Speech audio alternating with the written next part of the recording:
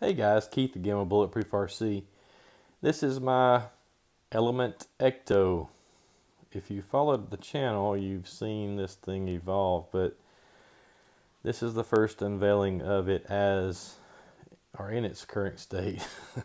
um, I made a transition over to a MST body. This is the J45C body they offer, and I'm pretty happy with how it turned out. This is obviously not the direction I was originally intending to go with the Ecto. The Ecto was purchased for a more performance rig, and of course, with the stock body on it, it would have performed better than it would now with the extra weight up top and such. But I'm always torn between performance and skill, looks, and so anyway.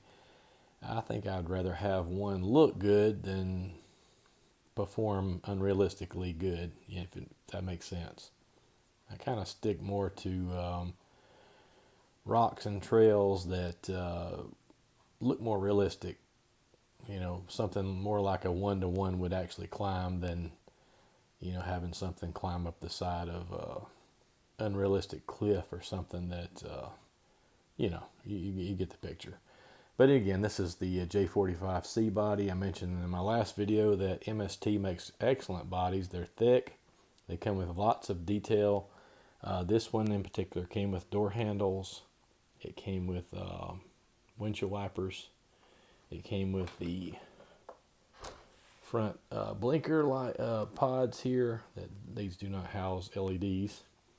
Come with the grill and light buckets. Did not come with the Toyota emblem. I had to come up with that on my own.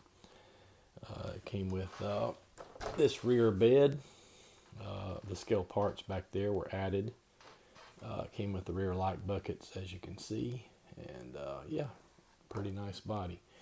This body is Lexan, but I did have it painted by Scale Rat. And he did some weathering effects on it. A little information that you may or may not know, Land Rovers and Toyota FJs have a lot of aluminum in the bodies, so rust is not a realistic effect for those when you do a body. So he just kind of went with more weathered, dirty, kind of thing.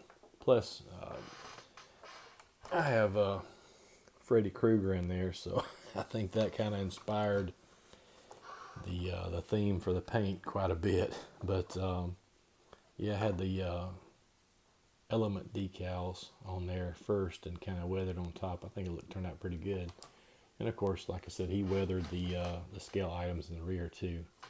Overall, it's pretty cool. This truck has seen lots of upgrades.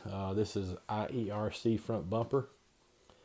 It has SSD diamond axles underneath it, and SSD makes these for the Element kits, and they are a direct fit for the internal gears and everything that Element has. They also come with an optional third member where you can use the axial S610-2 style gears in it, if that's more your cup of tea.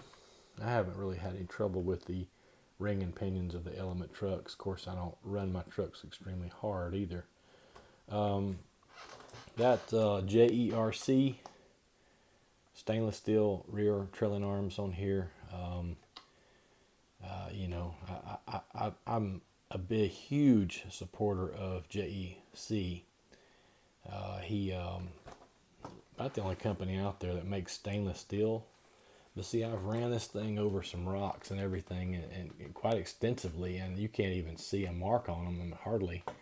I mean, if you look close, sure. But aluminum trailing arms for a crawler, or anything really, they just get beat up and they look like, pardon my French, but And I mean, the stainless steel ones, they durable, last forever, have replaceable rod ends. And I mean, I can't understand why you'd want to go aluminum after having stainless steel. These are Pitbull Rock Beast, the original ones with the compound, because they're at a 0.45 inch outer diameter, which I needed for the fender wells of this truck. It worked out pretty good. These are some Endura RC wheels with SSD brake disc behind there, and that is SSD hardware in the center for the lug nuts to keep everything looking pretty good. Underneath the body, we got some things to talk about. Got a 777 up front and an 800 IS internal winch. These two items I won at October 2021's Georgia Rock Zombies event, Haul and Crawl from Reef, and I won these along with several other things, and yeah, that's quite a win there. Those are DSM off-road 3D printed lay-down mounts. Just I prefer those over the traditional servo location in the Element. And then the STRC shock caps, which I mentioned in my last video. I found Element shocks to be wonderful, but they leak. I've had it's intermittent. Sometimes you get a plastic shock cap that won't leak, but most of the time they will. This is a Mamba X with a Castle 2850 combo, and I think that's pretty much.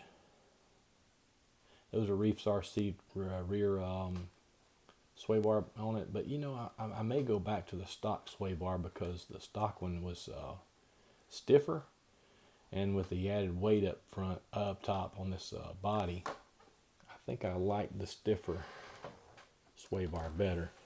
I took it out to this year's Rock Zombie event, and I found this thing to be a little more tippy now with the Reef's sway bar, so I may go back to the stock one. But I guess that'll do it for this video, guys. Another short one, just catching you guys up on a couple of my rigs, what I've been doing. As always, like and subscribe. The shoe fits, my friends. Have a great day.